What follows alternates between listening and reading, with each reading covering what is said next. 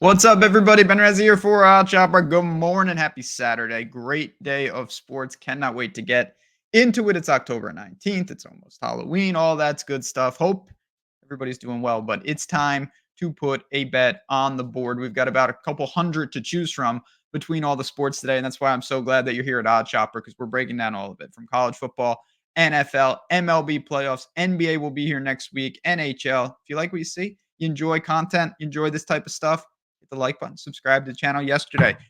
Purdue, Oregon, over. My formula for that was pretty simple. Oregon's going to do their thing. Purdue, with their new quarterback, can do their thing. I didn't realize that Purdue's thing was scoring no points. That's a big problem for the over. We weren't even close. Take the L and we move on. It's been actually a pretty solid week. All in all, the Avalanche last night, that was quite a sweat in Discord. That's another story for another time. Let's bring up the board. That is not bring up the board. That is bringing up Discord. Yeah, here we go. Here's the board. I mentioned college football today. We've got a million games. And honestly, to bring it back to Discord, if you want to get more than just one play, come on in. It syncs right to the Tails app. The link is below. And what I mean, if you haven't seen this video before, if you want more access to me, I'm dropping picks. We're talking through things. It syncs right from the Odd Chopper app. You can get plays sent to your phone, right into Discord as well. Here's the information. Come in for the week. Like I said, check out this weekend. You get the start of NBA as well. There is truly no better time in the sports calendar than right now. All the sports are going on. It's not just me in there. We have a community full of sharp people who know these sports. It's fun. It's engaging. It's a damn good time. I'll see you in there. Link is below. Use that code. You get synced in. And where are we going today for this video? Let's go to right here. Just put this bet in.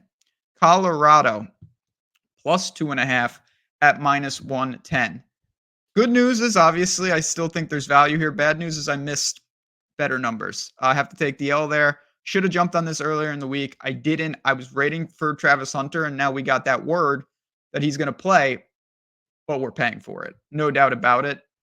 Colorado's still the team, though, that I am pretty interested in this matchup. I think they have advantages up and down. So let's talk about it. Let's start with Colorado, who does have to hit the road here. They're 4-2 on the year. They lost at Nebraska. They lost in a wild game to Kansas State. They seemingly only play wild games. The game against Baylor was insane. They looked fantastic against UCF. North Dakota State's a good FCS team. That was early in the year. What do we know about Colorado? Well, it's pretty simple. They're a very polarizing team for a lot of reasons, but even stylistically.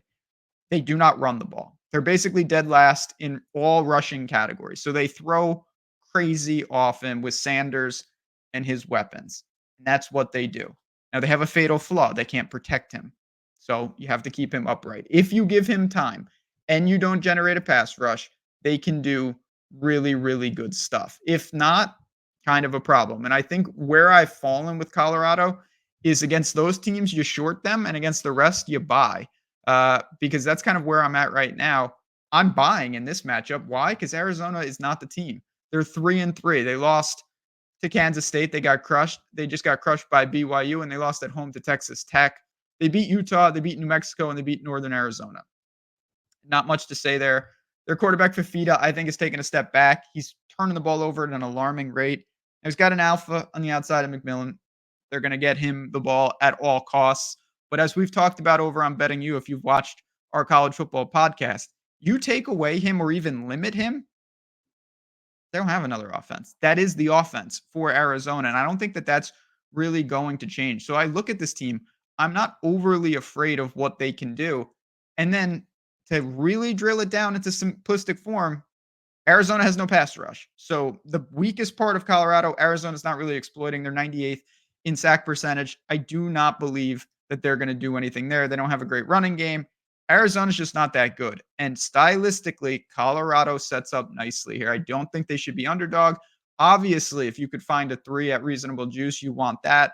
I'll take 2.5. You could also take the money line and get plus money. I have no problem with that. I will call for Colorado to win the game. They will keep Shedeur upright. If Hunter's okay, and he seems to be, try to limit some of the explosive plays on the other side, particularly with McMillan.